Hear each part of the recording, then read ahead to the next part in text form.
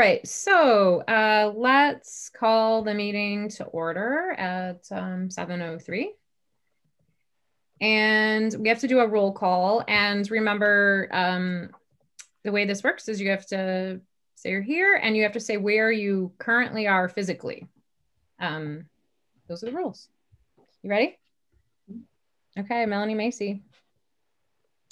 I'm present in Royal Oak. Excellent. Carla Getz. Present in Royal Oak. Catherine Rebon Payne. Present in Royal Oak. Mark Walton. Oh, you're present in Royal Oak. Excellent. Erin Van Beek. Present in Royal Oak. Okay. Stacy Woodward is present in Royal Oak.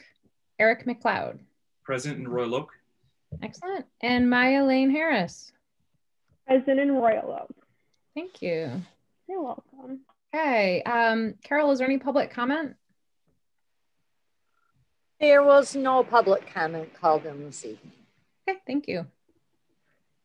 Okay, we're going to move into something very fun, which is a swearing in of our new trustee, Maya Lane Harris. This is getting to be a habit for us around here.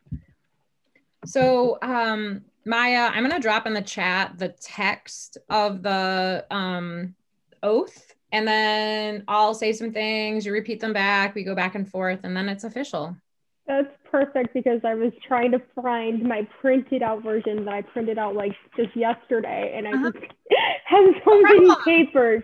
But no, it's perfect that you're putting it in the chat as well. Cause like, excellent. So I can see okay.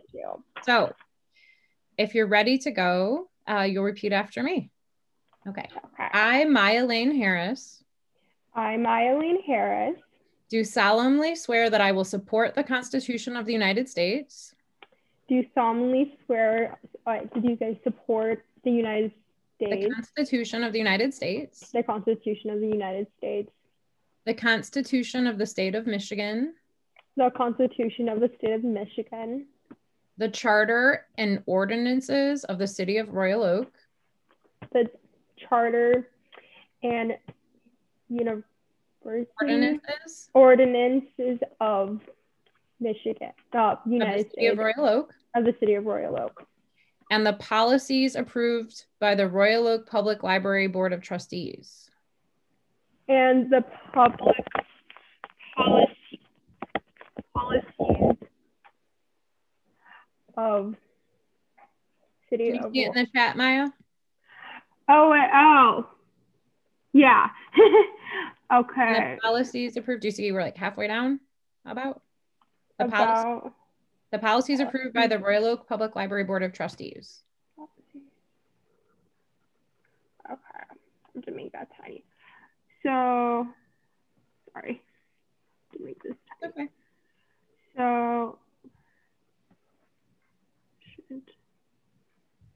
public policies approved by the Royal Oak Public Library Board of Trustees. I will endeavor to secure and maintain. I will endeavor to secure and maintain honest and honest and efficient administration of the affairs of the City of Royal Oak. Maintain an honest and efficient administration of the affairs of the City of Royal Oak. Free from partisan control. Free from partisan control. And to perform the duties of trustee of the Royal Oak Public Library to the best of my ability. And to perform the duties of the trustee of the Royal Oak Public Library to the best of my ability. Excellent. Congratulations. We can unmute. Thank you. Welcome to the board. Thank you so much. I think what we'll do right now before we move on is have everybody introduce themselves. And you want to go last, Maya? Then you can hear what people have to say. Okay, I can start. I'm Stacy Woodward, and I'm the person who's been sending you some emails. And I'm the current president of the library board, and I've been on the board since 2012, and it's my last year. I'm term limited. And I live in Royal Oak. I grew up in Royal Oak. I've got 2 kids. They go to Royal Oak schools, and we love our library. Who wants to go next? Go ahead, Catherine. I can go. Most of what Stacy said applies to me. I grew up in Royal Oak. I live in Royal Oak. I have 2 kids who go to Royal Oak schools. I love the library, and I grew up going to the library.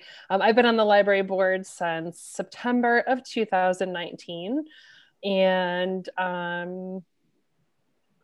that's about it. Who's next?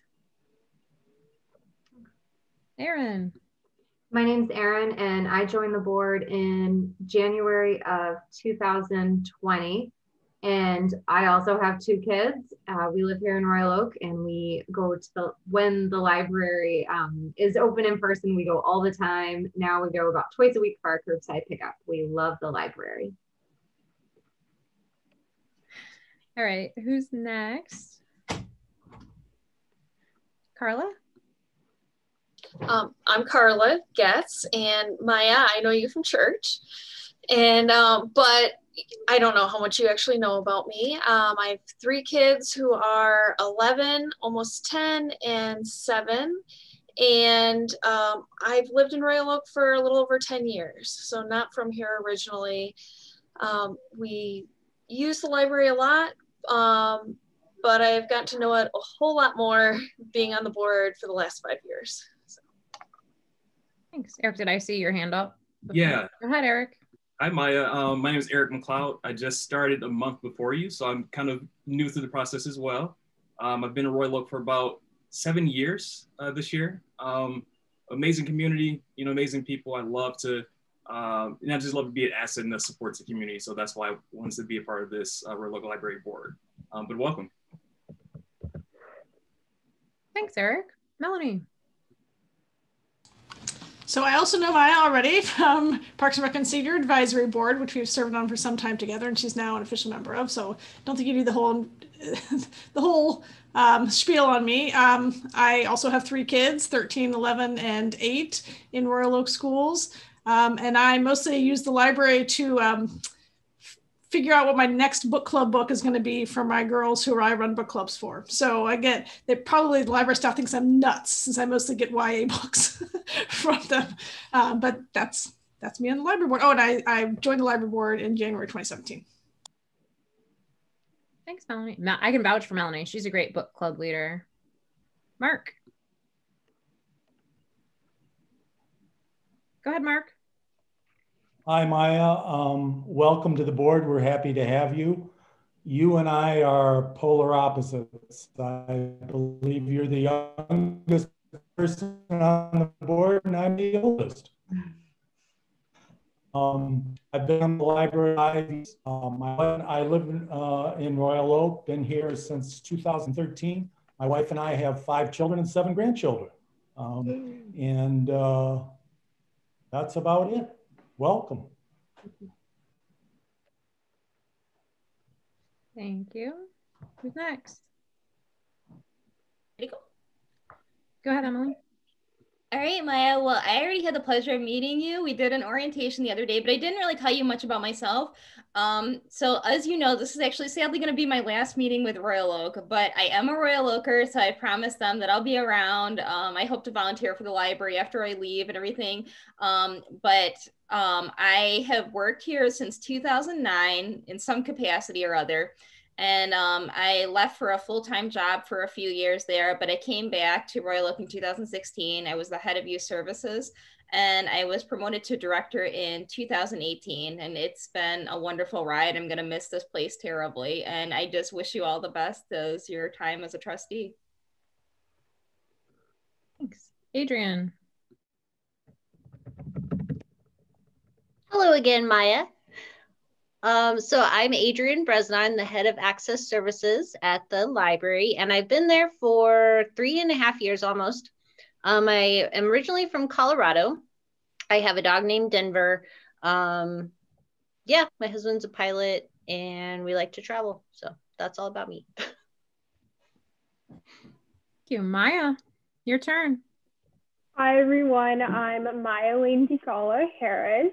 I'm a current college student at Oakland Community College, and this is my second semester, and I'm majoring in library and tech science. I'm originally from California, and in 8th grade, I started my own book club, and just of last year of September, it was still running and everything. And currently I'm reading just for fun about 30 books, but only 3 of them are for for school, and 5 of them are on my Nook, and then the rest of the 22 of them are,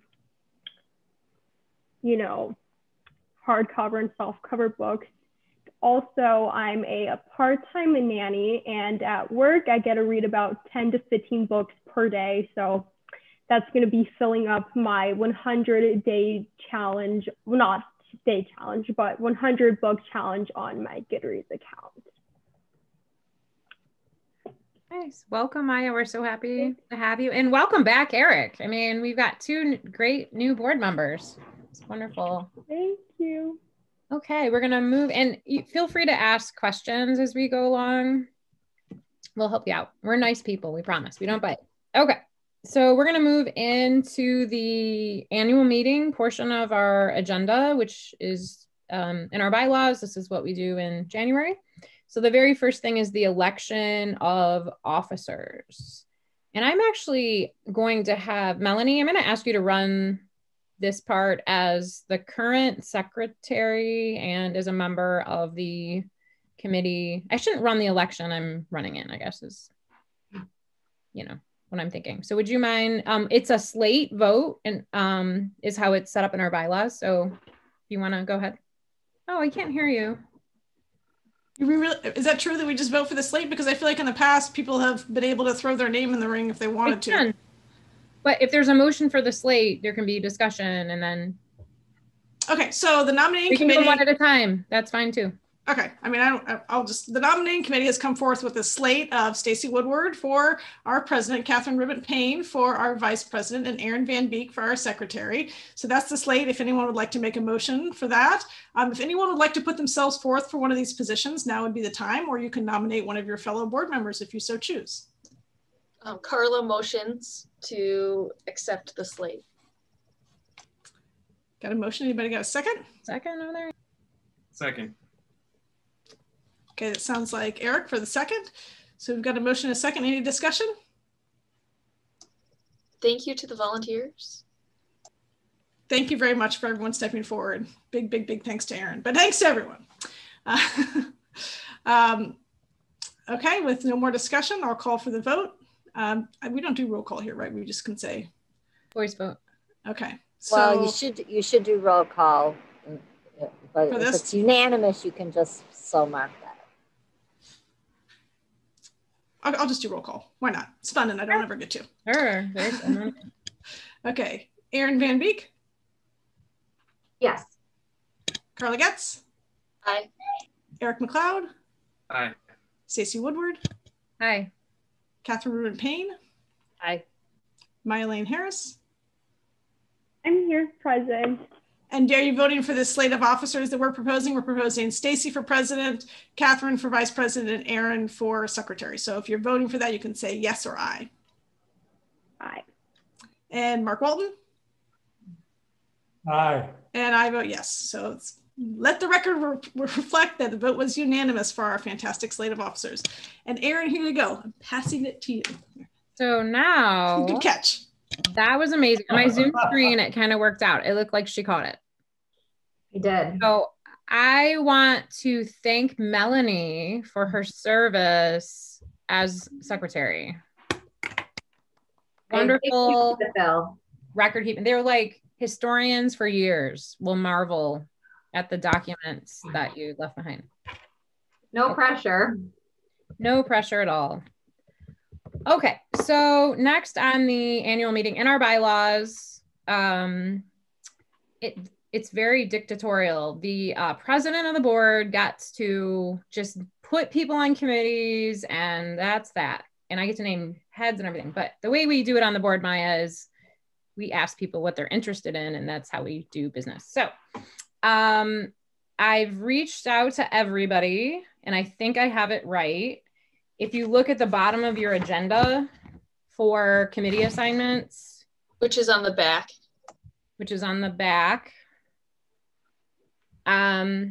this is my current understanding of our committee assignments. So I would just ask for you to take a look at those. And if something is incorrect, I would like you to maybe let me know and we can fix it.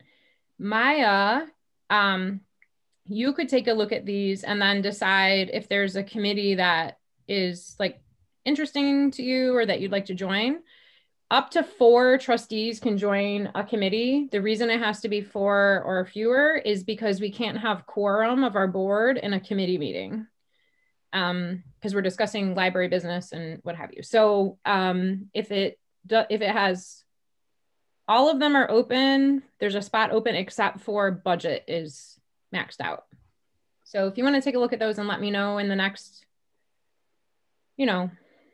week or so, and shoot me an email, let me know, and I'll add you to a committee. And people are these the subcommittees within this committee, or?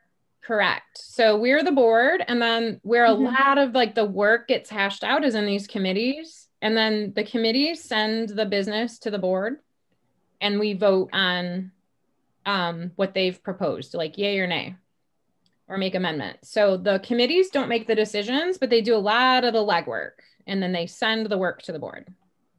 Does that make sense? Okay. Thank you. Yep. So those are the committees, and thank you to everyone who has been willing to chair the committees. I am also proposing that we use, I sent out an email with the shared board folder, the 2021 shared board folder. I recommend that we keep our committee notes in there, and I don't care. You could do like a folder for your committee or committee heads. You could do a folder for your committee if you want. But I think that's probably a good system to move into. That way, there's a record sort of kept internal to the library as well. And then the way it works, Maya, is the department heads will call the meetings, we coordinate schedules, they set the agenda for the committee meetings, and then they meet about whatever business, and then the committee head sends the items, like if there's a motion, something to vote on, for instance, we'll send that to the director and to myself, and it gets onto the board agenda for the following, it's usually the following month. Depending on what it is, sometimes it's a discussion item first, and then later on we vote on it as an action item. But sometimes it's like we need to know now, and it'll go right to an action item. But usually that stuff comes through committee. So that's how that works. Okay. One thing I want to bring up is we've, for the Friends meetings, they have been meeting regularly virtually. They meet the 3rd Monday, except July and December, 7 to 8:30. Graciously, Mark and Carla have sort of end up being our unofficial liaisons to the Friends of the Library. I know Carla is getting pretty overloaded with a bunch of committee work to do for the library, and plus like her life. And so she'd like to step back from that. I'm not sure where Mark is on this. He also is doing a ton for the library.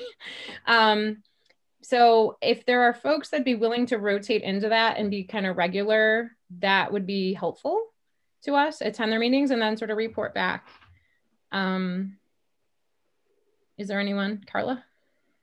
So how those meetings go, I mean, I haven't attended any since they've been virtual, but they're only an hour. It's not a 2-hour meeting. And you would just give a really brief highlight of important things that are going on at the library that from the trustees to their board of things that might be relevant. And then just take some notes as to maybe where their budget's going and any like highlight issues that they have going on, like if there were big changes in how they were dealing with their volunteers, or I don't know, whatever the big topic was you can bring it back and share it at our meetings. But it's a big outreach thing to have someone from our board at their meetings, because it shows that we value them and feel like they're important. So, Mark.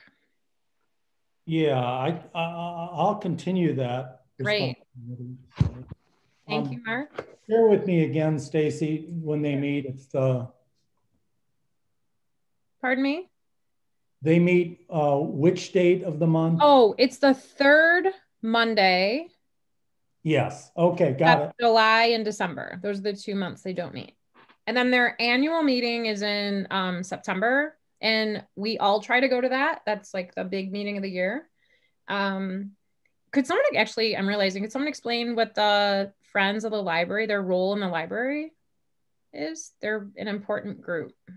They're kind of like the PTA for the library. They are in charge of all of the fundraising, well, they're a fundraising group to support the library. That is their purpose. And at our library, they run the Friends Shop, which is the used book store that's in the library, and the used book sales. So when people donate books to the library, they're given to the library, but then the library gives them to the Friends to be able to sell. And that's the majority of what they do, but they do some other things also. And most of their funding goes to support programming at the library. So when they bring in performers or authors, or, the different programming that actually costs money at the library, the Friends usually pay for that. This year's a little different because they haven't had the opportunity to do all the books in the book sales. But Mark. Yes, if any other member, or especially any of the new members, would like to share that responsibility with me, or attend meetings with me to become acquainted with the Friends with an eye towards assuming that responsibility at some point, that would be great. Is that one of the subcommittees, right? The Friends of the Library? It's like that. Do you see on the back? It said, or on the back, it says liaison opportunities, Friends of the ROPL meetings. So that's a liaison opportunity, and it's a monthly gig. Mm-hmm. Yeah, because I always get like my books from the Friends of the Library in Royal Oak or in like Troy. Okay, so you're familiar with them that way. Mm-hmm. So you don't have to decide right this minute. For now, Mark will serve, but I think what he's suggesting is a great idea to have someone team up and have a buddy system and sort of learn the role. Also, I think the director attends, right? Emily, you've been attending those too, right? Yeah, it's an important connection to have. Okay. And then the Royal Oak City Commission meetings, the way that we've sort of settled into it is we've decided maybe like quarterly, like 4 times a year, depending on what needs to be communicated to the City Commission. We get a spot on the agenda and then communicate important things. And we'll get to that later about what's happening now, but that's what that is. And then the DDA is the Downtown Development Authority, which is the businesses in the downtown belong to that. And we've arranged it where the director attends those. At one point it was board members, but it's made sense recently for it to be the director. So that's what those liaison opportunities are. Okay, there's nothing to vote on there. That's just all the committee stuff set up for 2021. Okay, and then we have acceptance of the annual report. Emily, do you want to talk about this? I love some things you've done here, Emily. Oh, good. Yeah, this was a difficult one to write because one thing to note too on the annual report is it's a little wonky. It comes out in January, but it covers up until June 30th of the previous year. So the reason why I've gotten some questions about that, and the reason why is because we go, our fiscal year runs July 1st to June 30th, and then we get an audit from the city that comes out in December. So the idea is that to get the accurate numbers, then the annual report is released in January. It also kind of fits with a year in review, even though it's not truly a year in review, but it kind of like reflects back on the previous year. So this one was not fun one to write just because the last year was so miserable. But I like to try to treat it as a piece of the library's history. So selecting the cover photos, I wanted to pick out pictures that showed where we were in this moment. I got the staff to pose for one, and those are Aaron Van Beek's adorable children doing the curbside pickup on the other photo. The year in review, again, it's kind of hard because there's a lot of stuff I want to cover, but I try to write specifically about the time period I'm focusing on. So that's why you didn't see me saying anything about departing or anything like that. But I just covered some of the topics, which the main thing was obviously the library's unprecedented closure. The budget numbers are in there. These did not change, checking the audit, they didn't change from our, what was on our report for the previous year, but you can take a look. It does the breakdown of the millage, the different revenue numbers too, penal fine, state aid. I added in, so if you're wondering, that local community stabilization, I put that as a line item on there because it didn't really have its own section. And just to be accurate with the revenue numbers, I wanted to include that in there. I think it always was before, but it was grouped in somewhere else. And that's kind of its own topic. So I want to make sure that that was pieced out. The library expenditures, you can take a look at, they break that into, well, how we break it into is a personnel, so the employee cost, books, music, and video, and then all other expenses. And then we also do some statistics. So the 2019 to 20 statistics, we did the visitors, program attendance, reference question, computer uses, lending transactions, card holders, and collection size. And as you can see, in every single category, there were drops, but that's to be expected. I did put an asterisk to explain that we did close, and we were closed for a good 3 months completely. And then since then, it's not, we can't expect that we're going to have the same amount of traffic through the library since we have reopened. So I think it's just important with the annual report that, when something weird like that happens, to make note of it so that people reading back on this years from now will understand where that came from.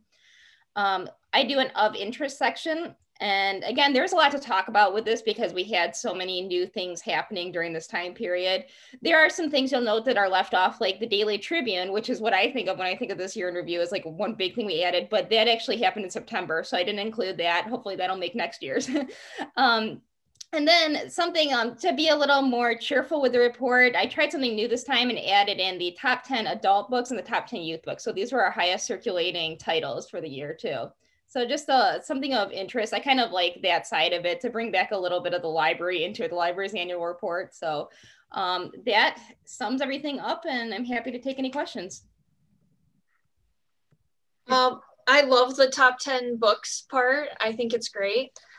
The question I have is about finances. Yes. The personnel for 2019, 2020, why was there that big drop? I don't remember seeing that before.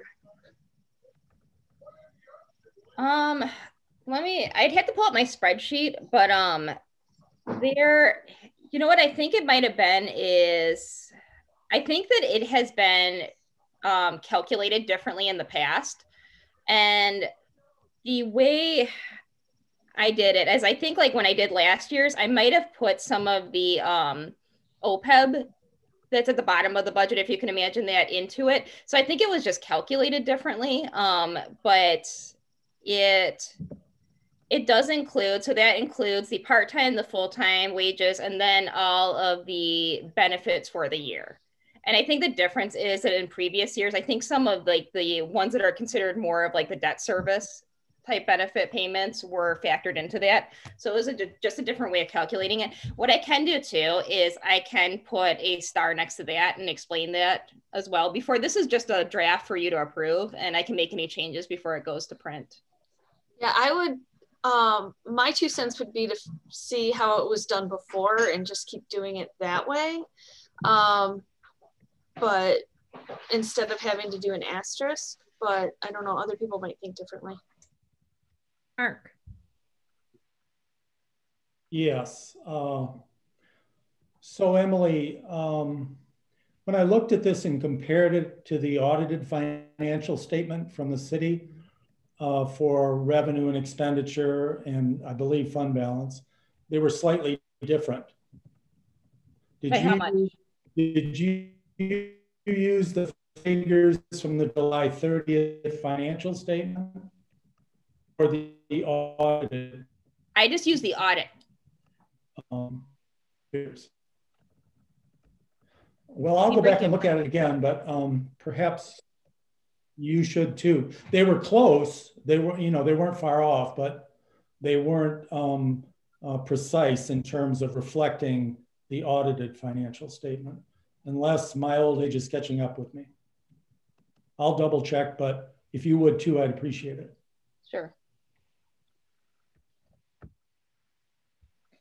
I'm wondering why Brandon isn't included on it as the vice president of the board for that time period. I was wondering that too, because it's the 2019-2020 Board of Trustees, and Eric wasn't on the Board of Trustees back then. So like, does it make sense to, and was Aaron, you were, weren't you? You were back starting in February. I think you had like pandemic meeting, right? Yeah. I mean, should we have, I think we talked about this last year too. Shouldn't it be the people who were on the board during that time period? And wasn't there another gentleman who was the secretary when I started in September 2019 who moved away? Scott? It would be the person I took over. Yeah. Don't you dare take my name off this, Catherine Payne. I'm coming after you. I was a secretary for a year and it shall be recorded. So that's, if this is serving as sort of a, you know, yearbook or whatever, you know, like a historical document, it probably makes sense to include all the members that served in that time period up to, you said it was June 30th for just accuracy. That's how we do ours at my work. Is it's a long list and it's not accurate to the amount of people on the board, but it's just, it encompasses everybody who served at any point during that time. Yeah. Mark.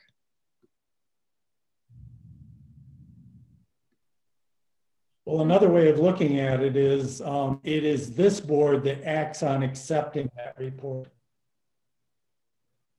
So, and, you know, perhaps it should reflect who is on the board currently. Although it's right underneath the title, 2019-2020 Board of Trustees. That's the thing. Aaron. And we have an asterisk that just says board as of July 30th. Was it July? That's when it was completed, the report, July 30th, 2020. June 30th. Oh, I'm sorry. Yes. Because like next reason year, that you don't include like the RFID stuff, you know what I mean? All the things that have happened since then. But for instance, for Stacy, we're going to go through a remodel. And I mean, wouldn't you want your name associated with that on next year's report? I mean, I guess it depends how it looks, right? Yeah, wait and see the paint color. You can decide. You know, while we're adding names, Linda also, right? Linda Graham. Linda Graham. You guys, we've been through some board members this year. That's not normally how it is, Maya and Eric. That's not normally. It was a weird year. Roxanne, too. Mark.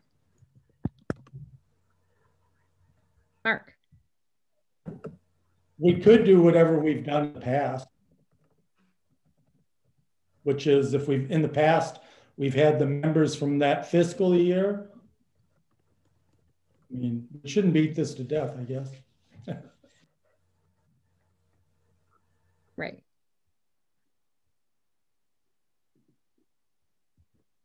Any other considerations here? We need to give some direction to Emily.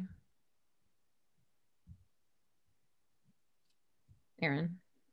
Could you put is there room to put current board members as of the date of this publication, and then underneath that, board members as of June 30th?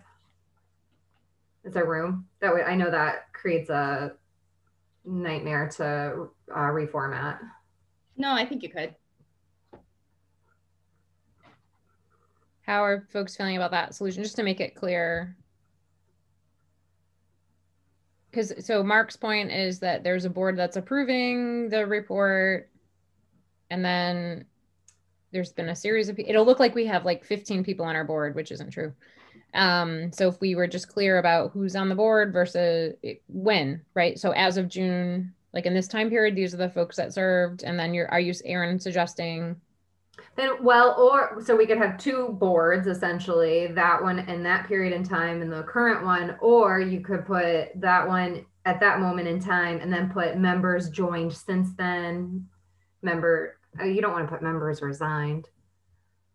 Yeah, I don't think we need to include after June 30th though. So like the place you would go to see if the board member who approved it would be the documents for our body to see who approved it. I think this is meant to reflect what happened in that year. So I don't think it makes sense to include anything that's happened after June 30th in terms of board members, but I think we should clarify, there's a way to probably clarify, partial term or something. I don't know how to do it, but to clarify who was there making the decisions that are connected to the information that we see in this particular report. What do people think about that point of view?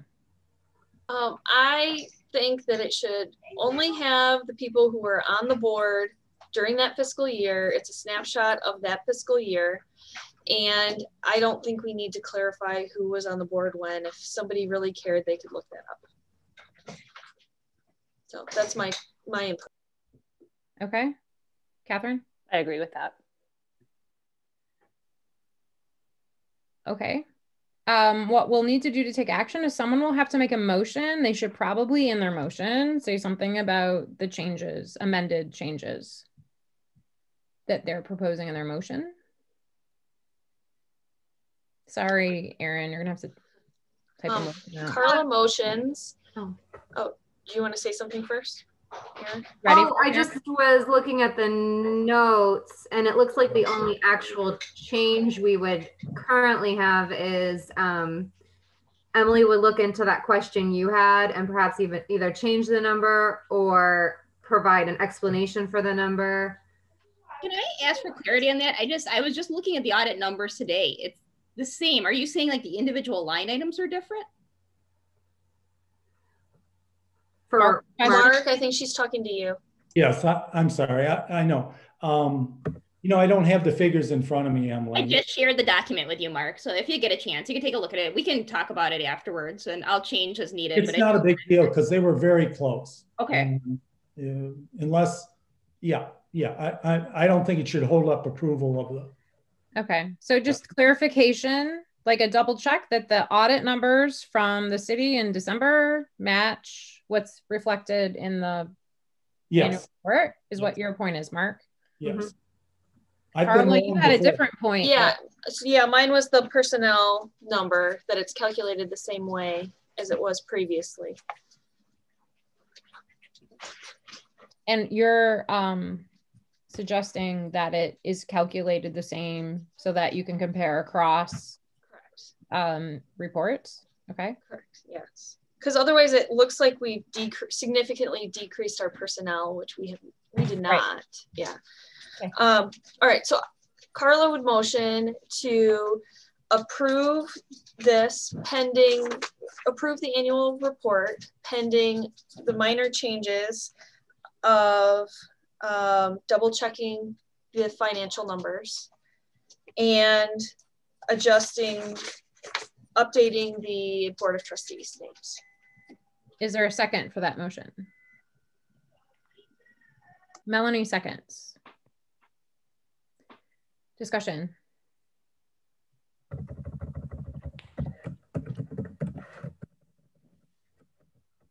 Okay.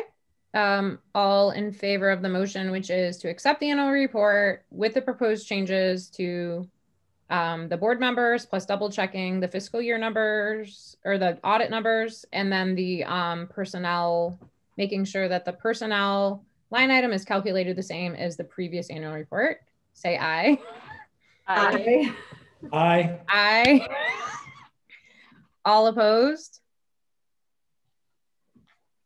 Okay, let the record reflect that this motion was passed unanimously. Okay, now we're moving in. You guys, that's just nice job on the annual meeting. We just finished it. Okay, announcements, communications. Are there any? Did everybody get any cool announcements or communications? Anybody? Oh my gosh, Melanie did. What did you get?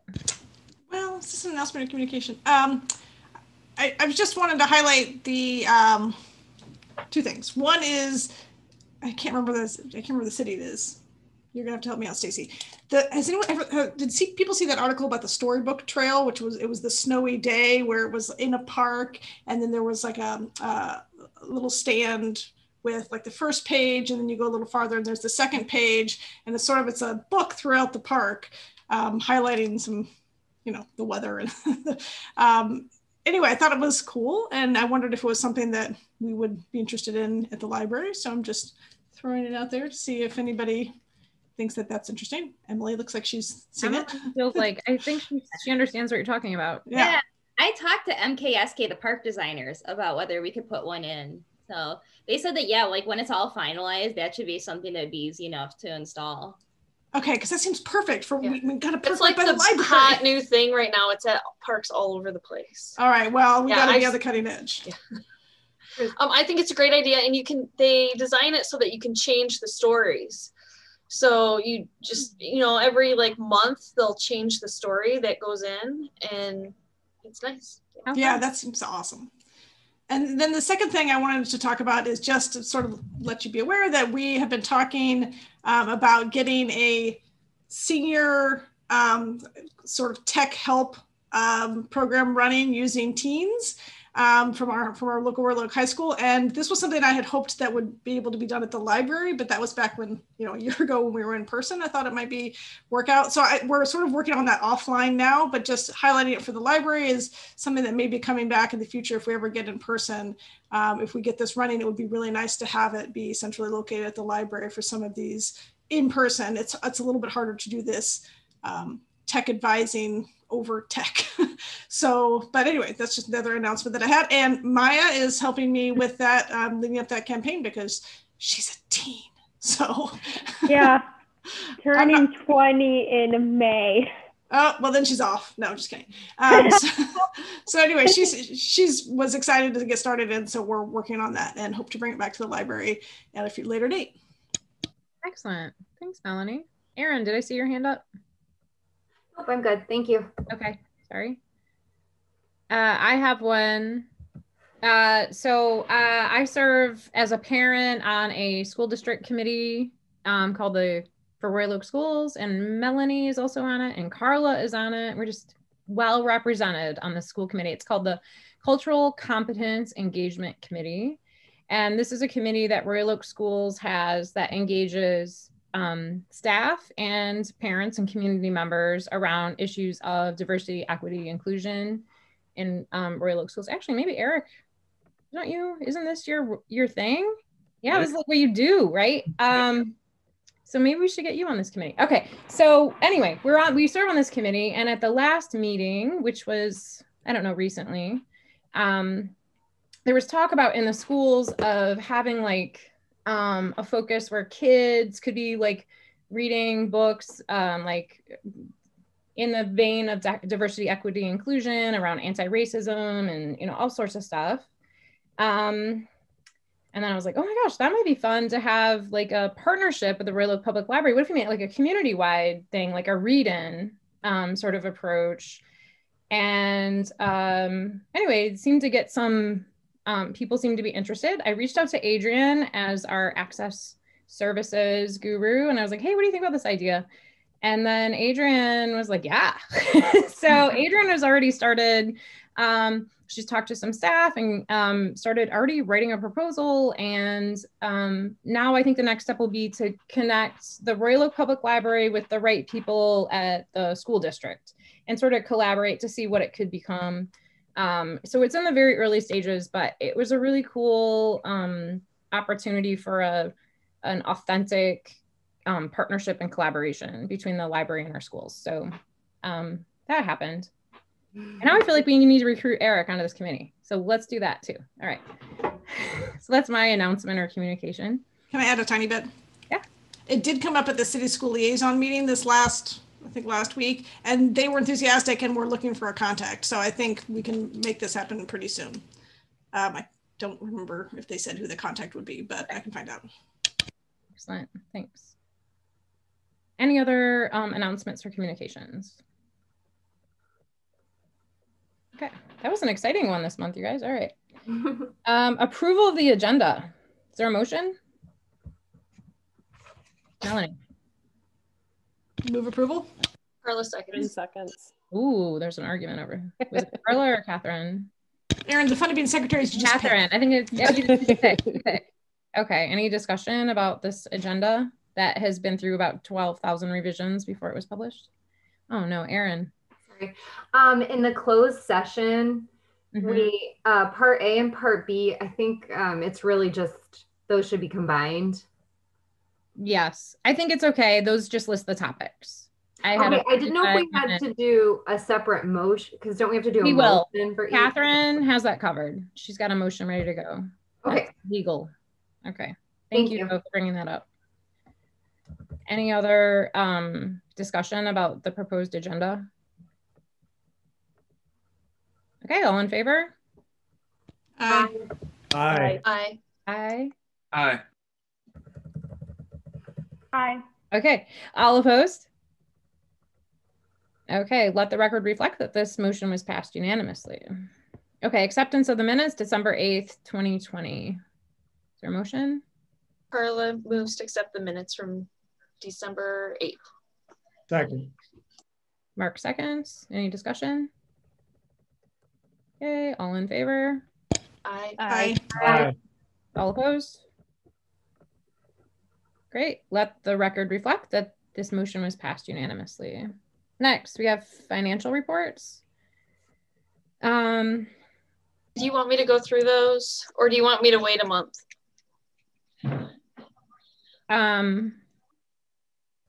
Go through your questions. Oh, I thought you wanted me to go through how to read the reports. Oh no, we were going to do that in February. Okay, so this is February. Man, I'm screwed. Only January, girl. Okay, so guess what? We'll do it next month. Carla is the chair of our budget committee, and she has agreed very kindly to, in our February meeting, we're in budget season right now, and our board at our February meeting, do like a little 101 for us on how to read a budget report, which is not intuitive. So she's going to school us, and that'll happen next month. In the meantime, you just have to fake it this month because it's a little confusing. But thank you, Carla. That's on deck next month. But are there, first of all, Emily, anything that you'd like to point out or add? And then I also want to ask Carla. Carla usually has some questions or clarifications. So Emily, is there anything anything that sticks out to you to highlight? I just wanted to note that we do not have the grants in there yet. If you read the budget committee's report, we did receive the Oakland County grant that'll cover $48,000 in reimbursement. So there's some line items where you may see some overspending, but that's with the idea that these grants will be covering those. That's all. I only had one question. Under library service charges and fines, it says that we've collected over $7,000 this year. And I was just wondering where that was coming from, because I didn't really think we'd been collecting fines during the pandemic. We do collect them. So if people keep their books out long enough, they end up going into collections, and then they will be billed for them. So we have been collecting fees. Adrian, do you have something to add to that? Thanks. Yeah, so if people had fines from before the pandemic that were high enough to block their digital access during the pandemic, some of them may have paid it. We did waive that requirement, but a lot of it might be from pre-pandemic as well. Yeah, that makes sense too, because there was only like $43 this month, but there's been over the last 6 months, it's 7,000. So that would make sense. Anything else, Carla? Okay. Any other board members have questions, clarifications on the financial reports? Okay. Next, we have the library director's report. Emily's last one, you guys. Anything you'd like to add? Sure. Let me just put my notes. Okay. I wanted to give some news about the lighting project that's has occurred since I wrote this report. So I had a meeting with Aaron Filipski from DPS, and we talked over all the repairs that you'll see noted in the letter to the DDA. One good thing to come out of it is that he said that if we just buy the parts for the exterior lights, DPS can install those. So he said it'd be about $2,000, which will save us a lot of money if you look at, I think it's $25,000 that was quoted by Plant Moran Cressa. Also, too, we had a visit with Kyle, and he's in the stage of he's getting the architectural drawing submitted. He has to pull a permit, and he's looking to start work around the 17th if all goes well. Our RFID project is chugging along nicely. I think they're 60% of the way done, and that is scheduled to wrap up on the first week of February. Emily, are there questions from the director's report? And for new folks, the director's report's like a huge part of the packet. So it's what the director writes, but it's also what the department heads include in their reports. So if you have questions about any of that, then now would be a good time to ask. Melanie. This is about the two questions. One was about the lighting. So you said 2,000 for DPS. It looks like the budget committee in this meeting is recommending that we move about 35,000 for exterior lighting, and I wondered how much of that is overlap. And it sounds like if we're still buying whatever we have to buy, how much do we know how much that is? Like, what's the total cost that we think we're going to have to pay, and is that all subtracted from the 35,000 all going away because of that, or mostly going away? Yeah, just adding on to that, you said 2,000, but in the lighting report that we got from the city, I think they said like 4 times that is what they were estimating for labor. Isn't that right? Like 3 or 4 times that. So for the indoor project, they said, oh, materials would be this much, and then we assumed that labor would be like 3 to 4 times that, and that was how they estimated labor. Yeah. Oh, okay. So it's not really 2,000. It's really like 3.5 times 2,000. So like 7 or 8, right? Would it be what DPS will install it for free? Oh. So Emily, to clarify, when you met with Aaron from DPS, he said the city will include that in their sort of services to the library, no cost, but we are responsible for materials. And you're estimating that materials would be about $2,000. That's what Aaron said. Yeah, I mean, what they're treating it as is no different than when Corey comes in and changes out the bulbs for us just in the library building, like that he could do that outside too. So we'd only be on the hook for the materials. Mark? Yes, so I'm wondering if part of the difference between what the estimate is from PMC and from Aaron is perhaps PMC was estimating based on replacement of the fixtures as well, and I think they were. And if I think back, it may include new switching and so on. So, well, when we get to that, I'll speak to that. But the other thing is that, is Corey the electrician, Emily? Yes. Yeah, so City of Royal Oak has 1 electrician, and he is very busy. When we needed light bulbs replaced at the Salter Center, it took 2 years to get that done. And I'm not faulting Corey. Obviously, the city's understaffed. So people should be aware that, unless Aaron will move us up on their list of priorities, but that might be some time before that gets done.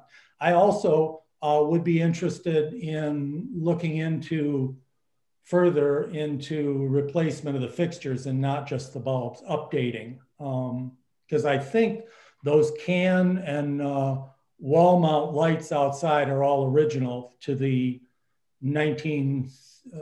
probably back to 1963. I'll speak to it now. When we get to that point, I would argue that we should not reduce the amount we're asking the city commission to allow us to amend our budget. Because if we don't need to spend that money, it'll just go back into fund balance anyway. So. Mark, any other questions about the director's report? Carla. I had two comments. One, both came up in the youth and teen services section. So Amy mentioned again about the $5,000 budget for programming, and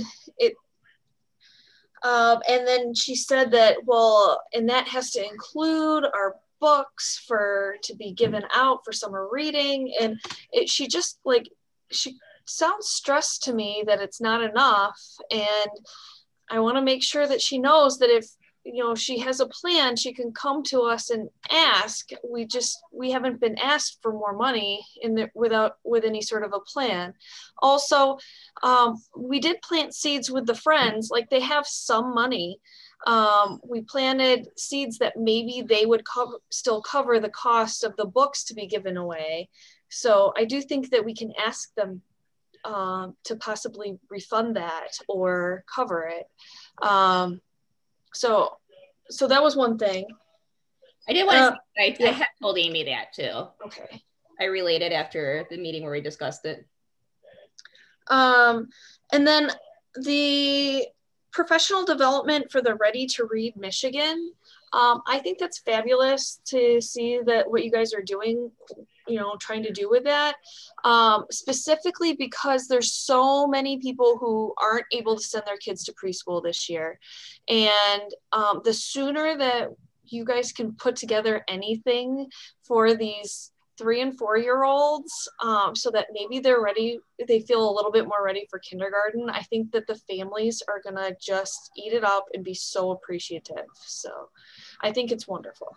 Great, thanks. I'll pass that along to them too. Melanie, you had your hand up. Yeah, one quick question about the RFID. So I'm so excited it's about to be done soon. Is this possibly going to be a big speed up for some of the work that they're doing for this, for the curbside? Like it feels like this could be a lot easier, right? Like it's in a bag, you put the bag on the thing and you go. Yes, no? I'll let Adrian answer that, but I would imagine so. Yes, so if it's a book from Royal Oak, then it would definitely speed it up. Same thing with returns. Since we're in the shared system where we share books with about 75 other libraries, not everyone's RFID tagged yet. But yeah, it will definitely make it go a lot faster. Okay, and then one more question. Can somebody explain a little bit about Library Aware? That kept popping out throughout there, and I was like, I totally understand what's happening, but I don't. Yeah, so Library Aware is a service we signed up for, and it's a promotional service for libraries. It's designed specifically for libraries by librarians. So what it is it creates marketing and promotional materials, and it's nice because you can link directly to your catalog. So if you notice, I've been playing around with it on Facebook. Like I just sent something out about a library thing item. And if you click on it, you can actually like click on an image and then it will open up the catalog record, which is something you can't do with Facebook images. But it's also can be used for newsletters. So we're also playing around with sending out mass email newsletters for people who opt into them with Reader's Advisory. What's wonderful is one of the biggest pains for me when I was a librarian was doing the bibliographies, which are like curated reading list. They have those ready-made. So you can swap things out based on your collection, or you can just go with what they have, but they do really kind of just ingenious lists. Like they think outside the box on their list, and they have it ready to go, and then you can just send it out. So the time saving that will lead to is going to be awesome. We had a meeting. I kind of assembled a group of people who would mainly be working on it, and we have the staff. There's some staff who have really bought into it and are really excited to get going. Rosemary Mursky has been doing a lot on the book side of things, and Kelly Carter from Access Services is working on kind of like the library services, like the curbside pickup and relating it to that. But it's just a way it was added on as something that will make the staff's life easier, and then hopefully be a better way to promote our services because we can link directly to things for the patrons. Mark. Back to RFID tagging. Emily, perhaps you and or Adrian could speak to any thoughts you've given to the extent that this expenditure will result in reduced workload for staff? Yes. I do not know exactly what, I would have to ask Thomas, who's our project manager, to give me an exact estimate.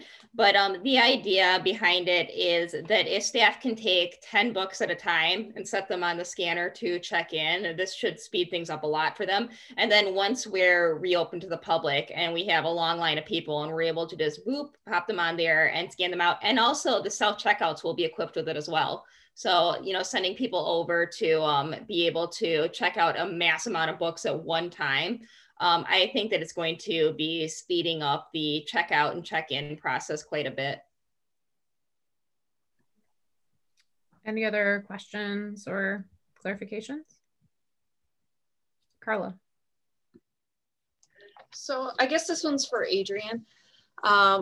When reading through about the Library of Things, I was wondering how much time does it take to create a new item in the Library of Things? So that's a really good question. And it depends on if someone else already has that thing. So for things that another library in our shared system owns, it takes maybe 10 minutes for me to find it, give it a call number, give it to Nancy, she makes the label, and then we basically put it out. If it's owned by another library that we can pull their record, that takes about a day. If it's not owned by anyone, we've run into a pretty severe backlog with that. I have ones that I submitted to TLN for catalog records in November that are still just sitting back there. So Stephanie and I were talking, and we're gonna look at the list and prioritize it by what's already in the catalog, or it's called Sky River, where we get records from other libraries, and focus on ordering those first so that we can get them available to people quicker. How much of your time does it take for these? Like, does it take a lot more of your time when it's not already in the system? Not really. I just have to check both systems to make sure that I'm not asking for a record that already exists. When we first got them, it was a little bit slower while I was learning the process, but today I did like 2 different things and it took maybe 20 minutes. Okay. Any other questions or clarifications on the director's report? Okay, we're going to move into our committee and liaison reports. Budget submitted a report in writing. Is there anything in particular you'd like to highlight, Carla? So I don't know. I mean, you guys all have it there. We recapped the grant projects, and well, first we talked about the lighting, and then we were hoping that maybe the DDA might help fund some of it. We just touched base on all of the grant projects that have been going on. That we got the 48,000 from the COVID relief from Oakland County. And the things that it covered were like the MyLibro, the contactless pickup items, LinkedIn Learning, Tutor.com, things like that. We received $5,000 to cover PPE and technology, which went for Chromebooks and hand sanitizer stations and things. And then there's the NEA grant, which is the 10,000 with 10,000 matching, which is all arts and creative themed, which you read about in the report also. And then we started looking towards the next year's budget and the millage planning, and we need to get going on the millage planning soon, and we need a separate committee for that. The budget committee, we just need a separate established committee to deal with all of that stuff. So. We have one, and Carla is the chair, and Mark and Aaron are also on the committee. That means there's room for one more board member to join that committee, which will, as Carla said, it'll gear up this year.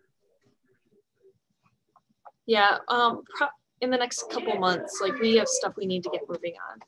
So we definitely need somebody else on that committee. Melanie. I'm not volunteering myself, but wow. No. I have another campaign to run this year. But I'm wondering, I feel like for the school board, they have outside people who are on the committee. Like, does it need to be another board member, or should we seek out a community member who would? Do you want to so we have some things that as a board we need to do and we can do, but then there would be for sure be a separate committee that organizes like a yes campaign, or if there was a group that wanted to do that, to organize a campaign like that, it would not be library subcommittee group. I was getting them all kind of conflated. Yeah, so, but there are things that like we do need to do, like we need to get the wording correct on what would go on the ballot and make sure that we get all the paperwork in so that it's on the ballot, and just a lot of detail type stuff. So we'll have to meet a few times and probably meet with some experts to make sure we're doing it all correctly and those types of things. So it's really exciting stuff, but it's really important that we get it right. Because there's like an informational committee that's internal, and that is what it is. And then there's a completely separate campaign committee, the yes and no library resources can be used for that. So we can't meet at the library, we can't use any library resources. So those are two separate. Okay, that description Carla just said sounds like you do probably want a lawyer. Do we have any other lawyers on this board? Well, we can consult with a lawyer. Okay, so you don't. Because we need somebody who understands library law and stuff like that. We're going to get clarification too on the roles that each of the two committees needs to play, so that we're all doing it by the book. Okay, any questions around the budget committee report?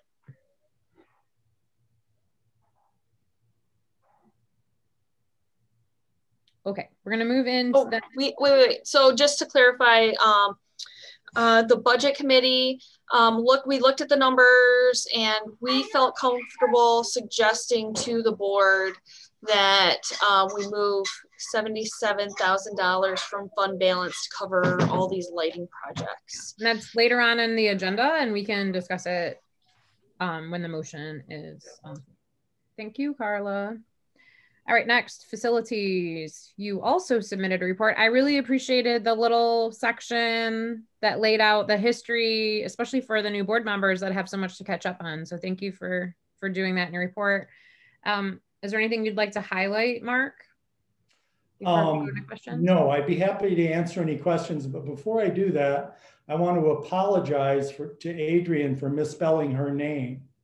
And let me give you the scoop on that. So I thought I had it correct, but I said, I better go to the library website and check and make sure I have it right, which I did, and it's misspelled on the library website. And so I changed it, and then I went back and discovered that what I originally thought was correct was in fact correct, because Adrian. but under contacts on the library website, it is misspelled, or it was this morning.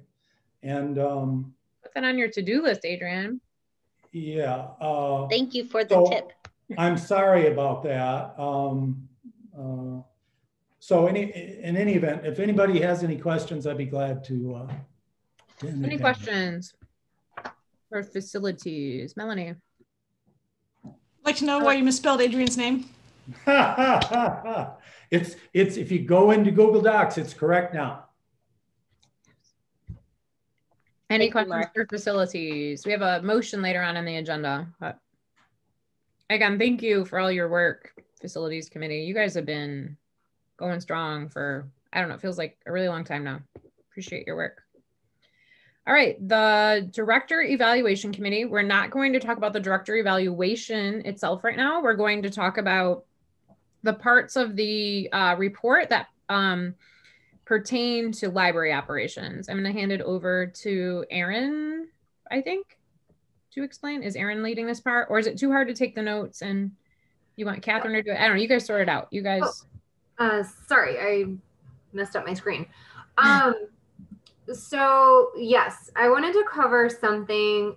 This doesn't pertain to Emily's performance. It was just something, we had some reoccurring themes that came up in the employee evaluations that I think the board needs to be aware of. And we really need the interim director to be aware of, and our new director. Two reoccurring themes that came up was communication between departments in the library, from the top down. It came up quite a few times. 9 different people commented on it. And again, it was not about Director Dumas's performance. It was just communication between departments. And a lot of it, granted, is because half the staff is in the building, half the staff is at home. There's a lot going on. So that is something that I wanted to point out. The other thing I really wanted to point out that came up quite a few times is the workload. Specifically, several people said they would like to see more full-time positions. I think there were 3 people that went even further and specifically said they'd love to see some more IT support. They all praised Ed and how well he does, but he needs help. So he can't do it all. So I just wanted to bring that to the board's attention.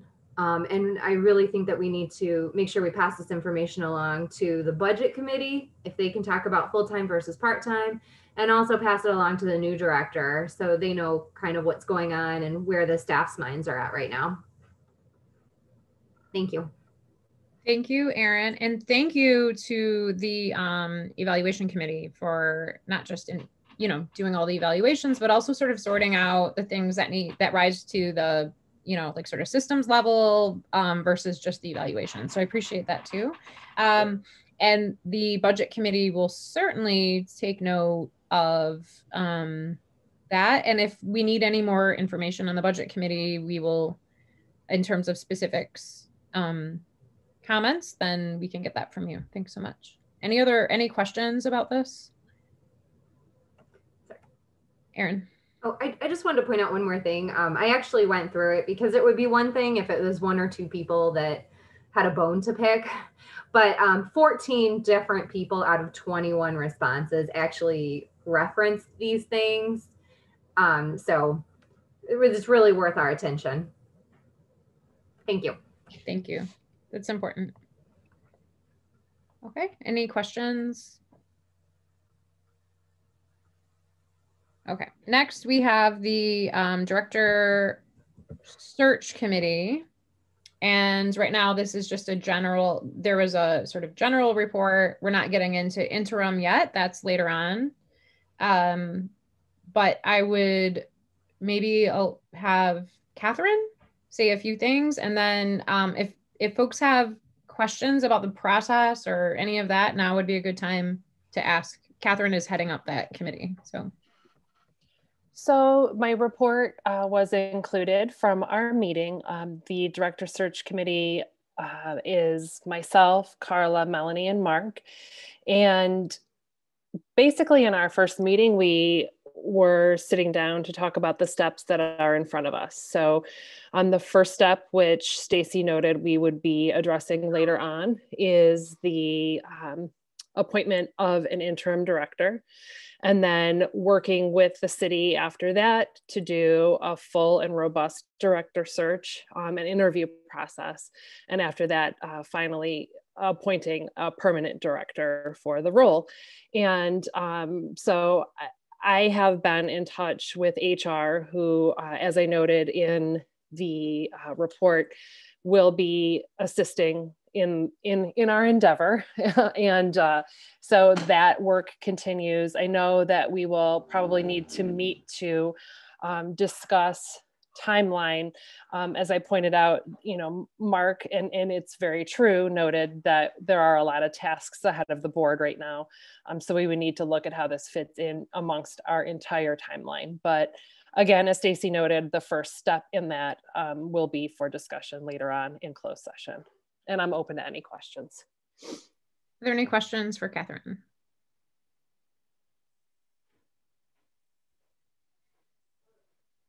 Okay, I'd also like to thank that committee for pulling together so quickly and attending to the tasks that are in front of us. I appreciate the work you're putting in. All right, next we have DDA. Emily. DDA is Downtown Development Authority.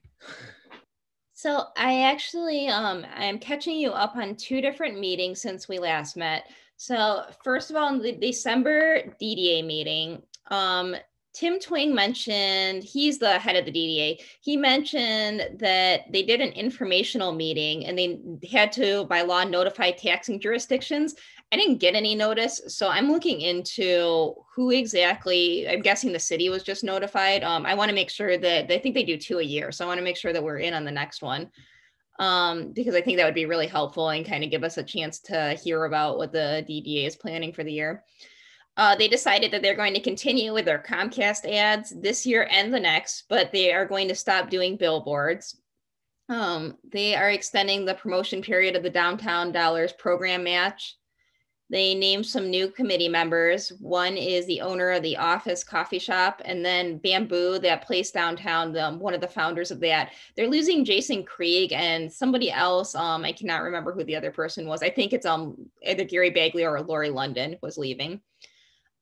So that was the conclusion of the December meeting. It was a very short one. The January meeting, they talked about, if you'll recall in previous meetings, we talked about how they're creating meeting space in the Center Street parking garage.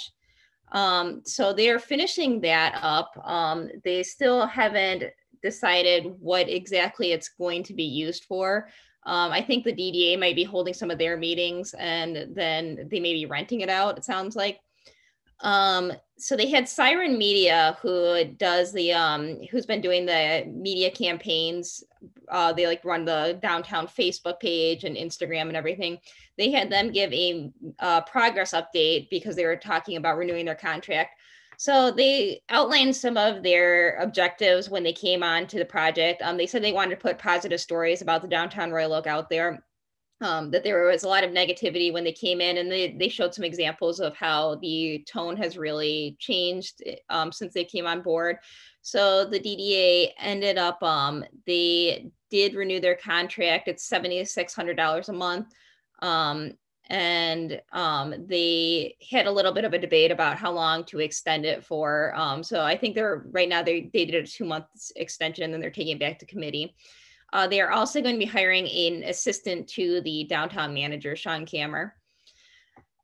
So some big news that affects us is the park bids for the downtown park right outside the library door. Those came back and they were over budget. They're currently short 1.9 million is what they said to meet the plans for the park to actually get the work done.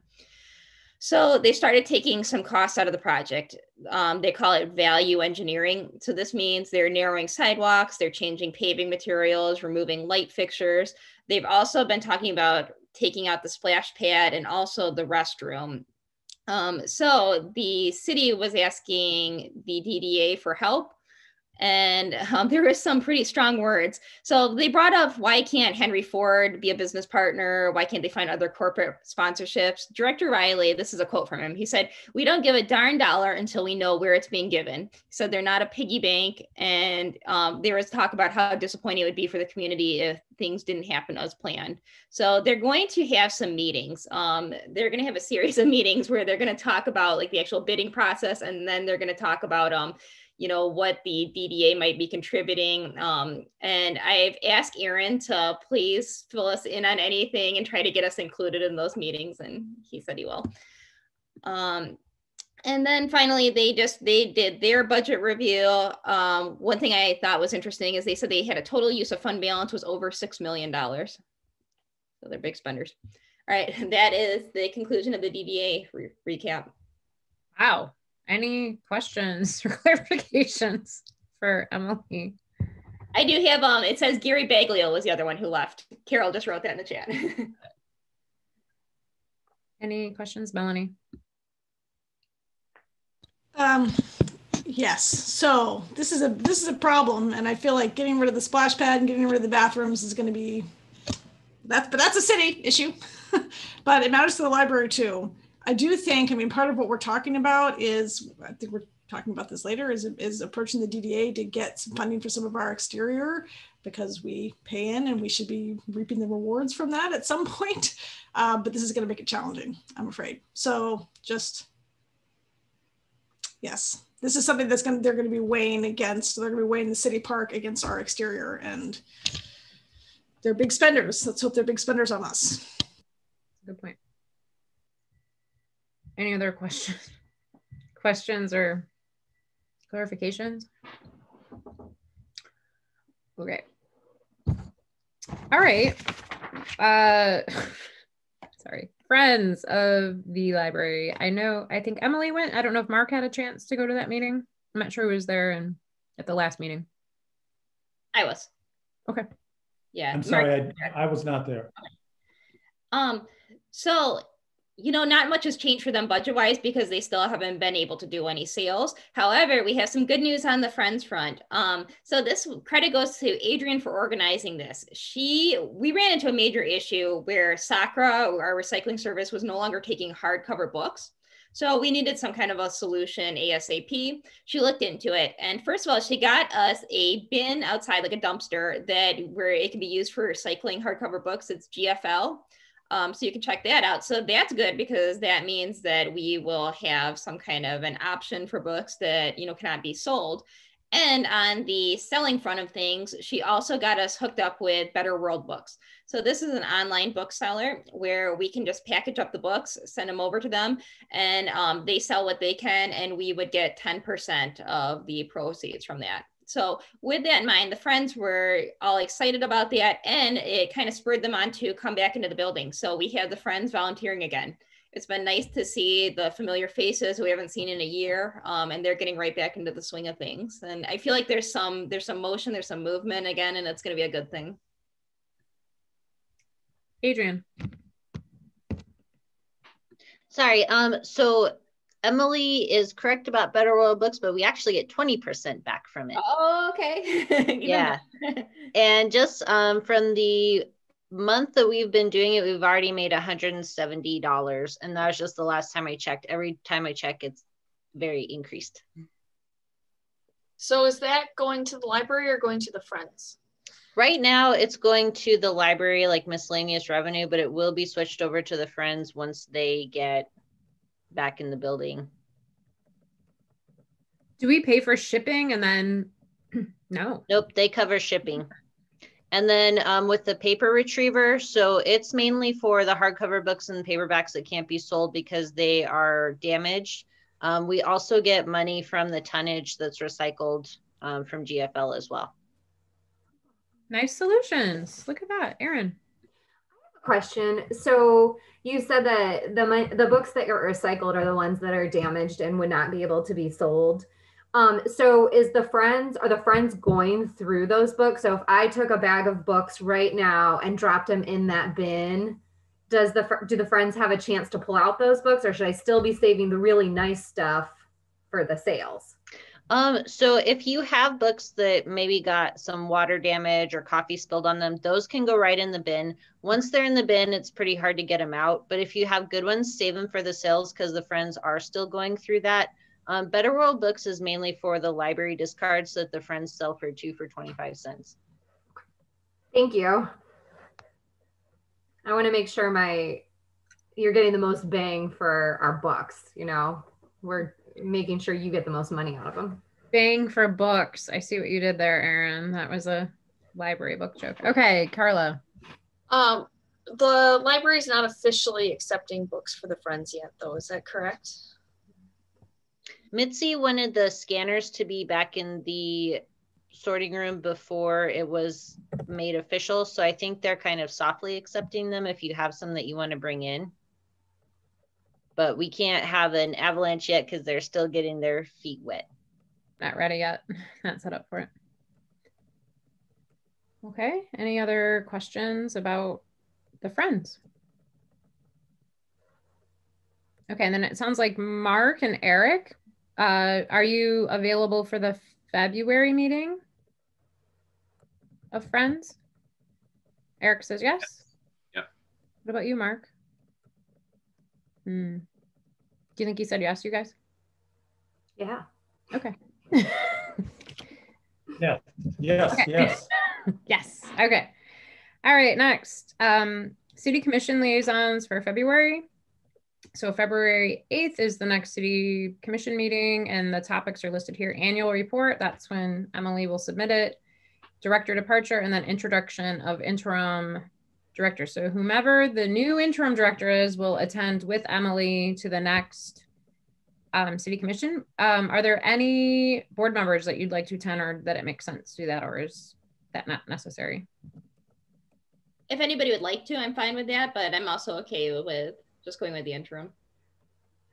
Okay. If you're really feeling like you want to also attend, then get in touch with Emily and she will make that happen. Okay. So thank you for doing that. Okay. So next item on the agenda is adjourning to closed session. And just so folks are aware, we've all spent, some of us had spent an inordinate amount of time making sure that we are compliant with the Open Meetings Act. So the way that this is both set up on the agenda and the way that we're going to handle this is compliant with the Open Meetings Act. We even met with a city attorney who was very helpful. So is there a motion? Catherine. I will have 2 motions for us to vote on. The first being that I move to enter closed session to conduct a periodic performance evaluation of the library director, Emily Dumas, who has requested a closed hearing in accordance with Section 8A of the Open Meetings Act, MCL 15.268A. Is there a second for that? Melanie, second. Discussion. Okay, all in favor of going into closed session as stated for the purposes stated, say aye. Aye. Aye. At City Commission, this has to be a roll call. Are you sure it's not a roll call? This one is a voice vote. The next one is a roll call. Okay. So you said you did ours. I don't know why I'm asking. Okay. Yeah, this next one is roll call. Okay. All opposed. Oh. Okay, let the record reflect that this motion was passed unanimously. I move to enter closed session to review and consider appointment of Adrienne Bresnow to the position of interim library director in accordance with Section 8F of the Open Meetings Act, MCL 15.268F. Ms. Bresnow has requested that her application for this position remain confidential. Is there a second? Melanie seconds. Discussion. Okay, we need a roll call vote on this. It takes 2/3 of us to agree into closed session for this purpose. Erin, would you mind calling roll? Woodward? Yes, aye. Rybit Payne? Aye. Van Beek? Aye. Goetz? Getz? Aye. Getz. Sorry. Harris? Here. Or yeah, aye. Macy? Aye. McLeod? Aye. Walton? Aye. Okay, let the record reflect that this motion passed unanimously. Okay, so now we're back in open session and I'm moving on to item 12, action items. A, acceptance of director evaluation and wage recommendations. Is there a motion?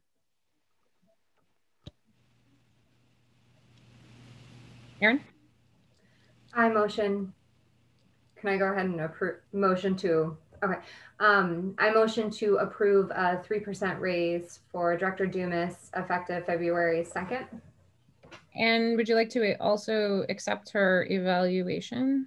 Yes, I motion to accept Director Dumas's evaluation and approve a 3% raise effective February 2nd. Is there a second? Mark seconds.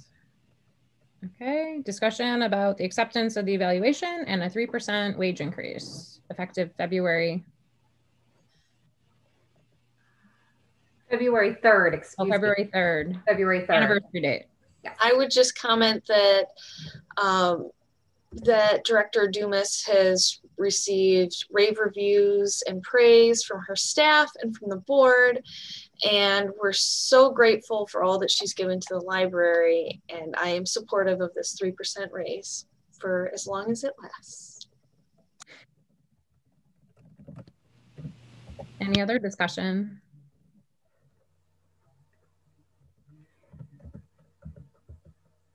Okay, all in favor, say aye. Aye. Aye. Aye. Aye. You couldn't hear me because I was on mute. All opposed? Okay, let the record reflect that this motion passed unanimously. Congratulations, Emily, and I'm gonna miss you. Thank you. But it's a well-deserved evaluation and it's a well-deserved raise. Okay, next we have a budget amendment, which involves $77,000 from fund balance to capital outlay. The details were in the budget committee report about the reasons, like what the money goes for in terms of inside lighting and outside lighting. Is there a motion? I would motion Carla to amend our budget and pull $77,000 from fund balance and put it into capital outlay, the purpose of which is for lighting. And hopefully we'll get some of it back. Is there a second? Catherine seconds. Thank you, Catherine. Is there a discussion? Yeah, I just wanted to make sure everybody was aware that a decent chunk of it, like around $15,000, maybe a little more, would potentially get refunded through a grant, and which we're really hoping for. And there's also potential that, you know, possibly the DDA would help us, but we really need to have the money in place to be able to pay for the project. And the grant would be refunding, so. Emily. I too wanted to just say that for a future meeting, you can always invite Julie Bricker Lyons, who works for the city.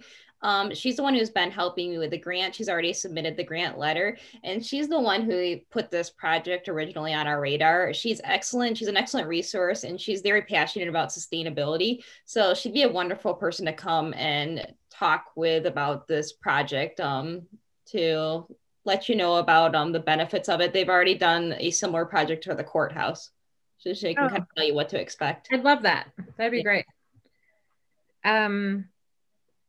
Any other discussion about this amendment? The other thing I'd like to say is just for new board members, because it's a budget amendment, this will, we're voting to do this, and then this will go over to the city commission because it's over $10,000, whatever. Because it's a budget amendment, it will go to the city commission and then they will also have to approve it.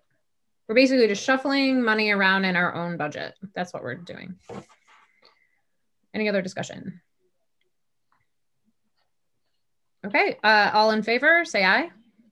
Aye. Aye.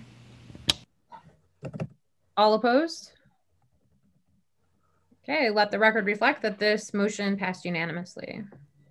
Next on the agenda, 10C or 12C, interim director selection.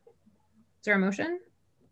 I move to appoint Adrienne Bresnow to the position of interim director of the Royal Oak Public Library, including providing additional and adequate compensation for extra work, still to be determined, over and above her current salary.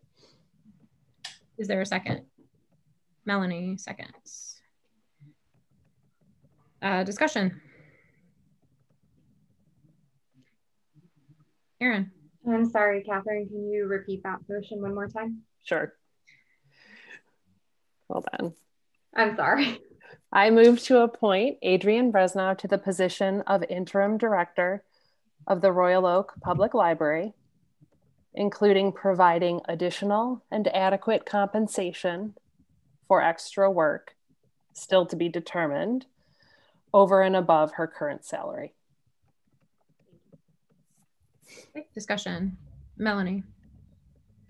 Just want to say good luck, Adrienne. So we recognize this is a really big ask that we're doing here, and that you already have a full-time job, and this is another, perhaps more than full-time job we're throwing on top of it.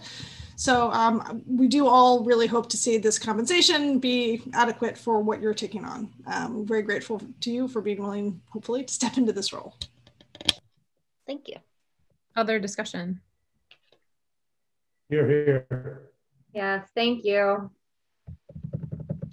I feel like getting to the discussion that we are lucky.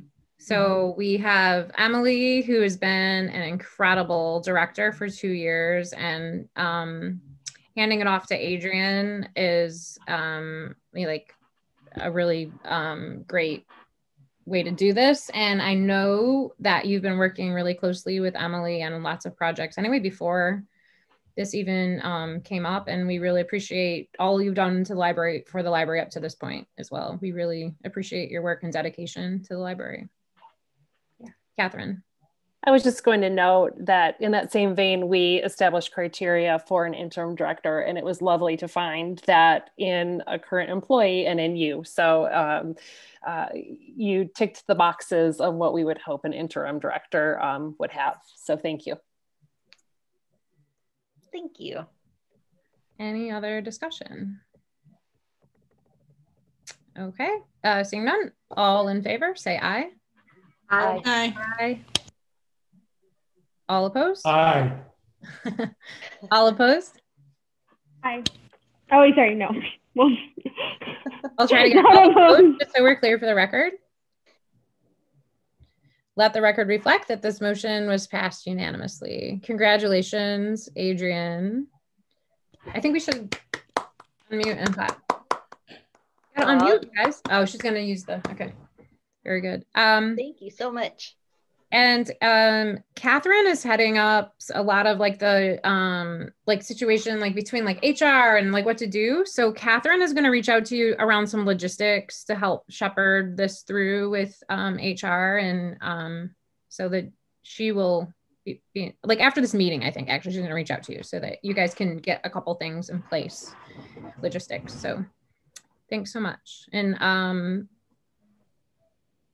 next on the agenda, we have the DDA request letter. Is there a motion?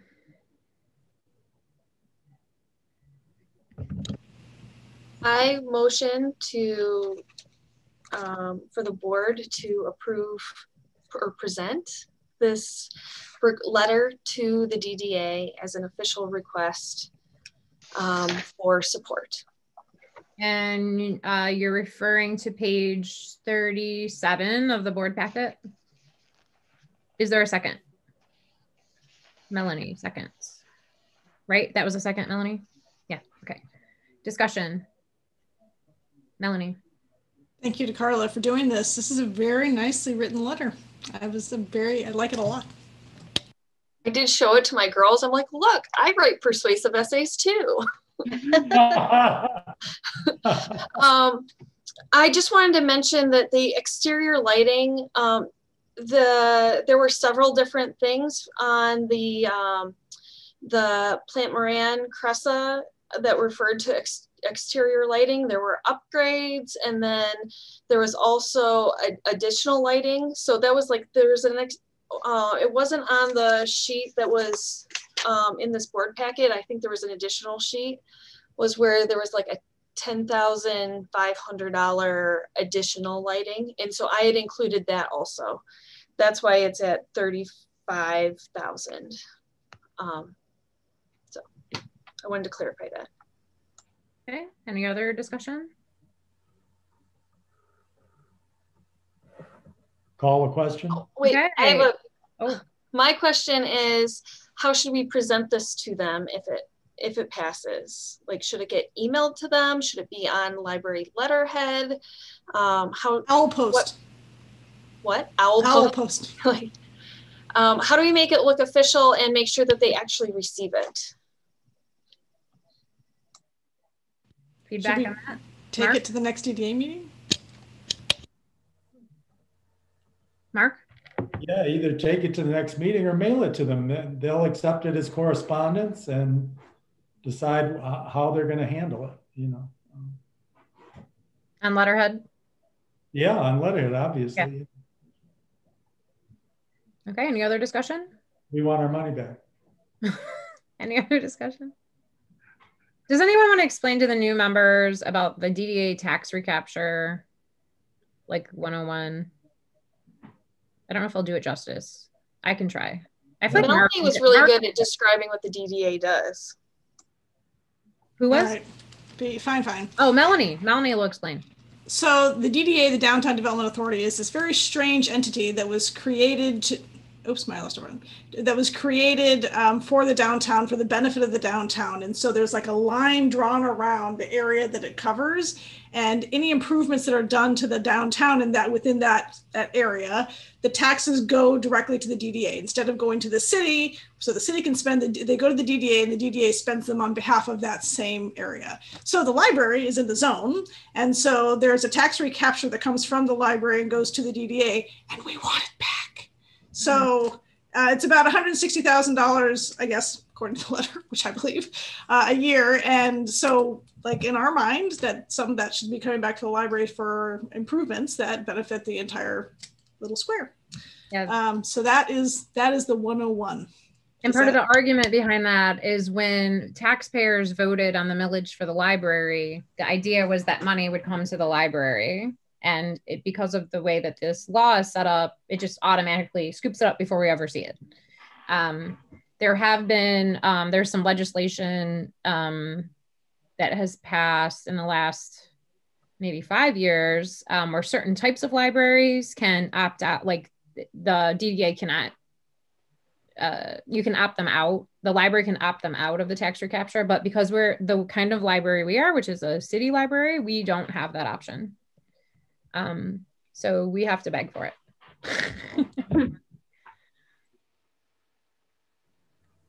Mark.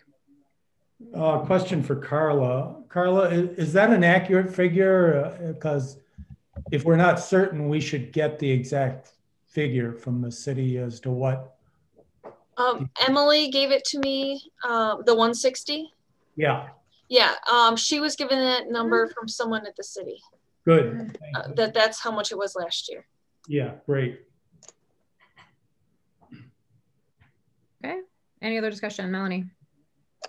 So who signs this? Do we have to like somehow get it signed by all of us? Do we need to send images of our signature? How do we do it? Board president. Okay, love it.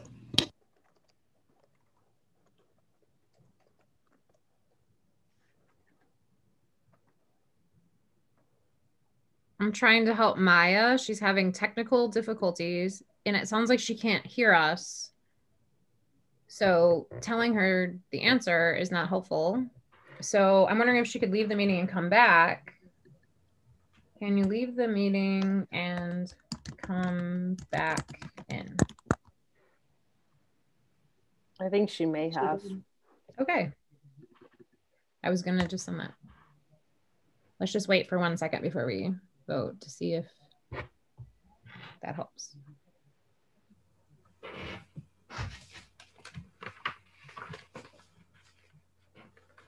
Okay, there she is. Let's admit her.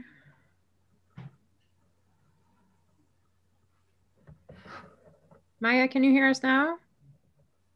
About that. I had my Bluetooth headphones connected, but it was like losing power. And you can hear us now? Yeah, I can hear you now. Okay, great. We're about to vote on the motion on the table, which is sending this letter in the board packet to the DDA. Oh, okay. Is it the last thing? Yep, page 37, like way at the end. And it's like the I was action 12D. reading some of it yesterday because like I had a ton of homework to do over the weekend. Okay. Is there anything now that your volume's working, is there anything you'd like to add about the letter or discussion before we vote? You don't have to. I just want to give you an opportunity. Your sound isn't working. Are you okay? Yeah, I'm okay. Okay. Yeah, I'm good with it. Okay. All right. So all in favor of sending the letter as laid out in our board packet to the DDA, say aye. Aye. Aye. Aye. All opposed? Okay, let the record reflect that this motion was passed unanimously. Thank you, Carla, for crafting it and writing a persuasive essay. And thank you to Emily for getting the evidence she needed to support her claim. That's really good writing. Anybody have a motion for adjournment? Melanie? I'll second. I think Melanie's trying to tell us she'd like to adjourn, but I'm trying to move to adjourn and no one can hear me. I wanted to also tell the new board members that normally library board meetings ended at 9 sharp because when we're in the library, we got to get out so that they can close the library. But we've lost that certainty. But I just didn't want you to think that 3-hour meetings are typical. They're not. In fact, last month it was, I think in the minutes, I said like 8:23 or something like that. This was we had a lot in this one. It's not. Yeah, not typical. Okay, but there was a motion. There was a motion to adjourn at the beginning, silently. Carla seconded it, and it's not a debatable one, so we'll just vote. All in favor of adjournment? Aye. Aye. Aye. Aye. All opposed? Aye. Okay, let the record reflect that this motion passed unanimously. We are adjourned. I really want to thank Emily for her service to the Royal Oak Public Library, not just in your time as director, but much of your career has been at the library. Do you know she met her husband, her now husband, at the library? I think that should be like in the Valentine's newsletter or something that the Royal Oak Library should send out. You should send that into Royal Oak Stories. Royal Oak Stories, send it in. Yeah. I want to know that story. And then welcome into your new role, Adrian. We're really excited to have you and look forward to your leadership. And again, Catherine will reach out with just like detailed things to sort out. Thank you. I'm so excited for this opportunity. So I appreciate your faith in me. I'm really going to miss Emily, but we still have a group chat. So Adrian, she did tell me whoever the next interim person is and director, she's willing to help. So I'm going to publicly say that, you know, the note. She's offered her support. So, all right. Thank you, everybody. And I will see you next month, unless I see you in a committee meeting before then. Good night. Good night, everybody. So Stacy, between you and Emily, you're going to get that printed and sent off. Is that right?